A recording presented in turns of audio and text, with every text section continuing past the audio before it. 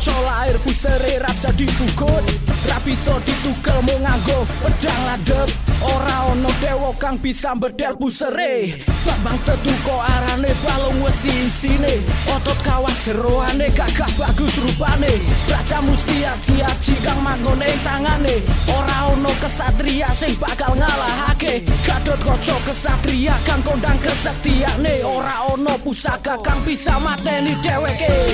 putrane ing dewa lair ing dunya Gusti paring asma raring Gatot Kaca Jabang Tetuko ing candraning muka lawan buta brasta karo murka ing Yadipati nganti yanti Raden Werkudara laire cabang bayi para dewa jadi ing kawasan di muka Tetuko dadi sakti balung wesi Narata kaparing asma Gatot Kaca ya kaca negara ya Puraba ya Kincring Wesi ya Kancing Jaya ya Arimbi Suta ya Bima Putra Gatot Kaca terlawan Brajana Sawajabala jeneng sirane rusake Basta Angkara Murka Buta raksasa kalah balaya kayangan suka para suka adem ayem tentrem merdeka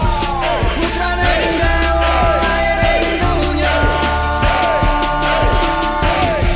Gusti paring asma raring Gatot Kaca Jabang Tetuko ing candraning muka lawan buta brasta karo murka Kondang ganjeng ing kayangan Gagah ngawat dadi pahlawan Gatot Kaca brasta angkara murka nyuwe lambe kala Prancana lan Swadaya kala mati kalah saka kesatria gagah putra Bima lan bersing kabur jagat dadi jeraing swarga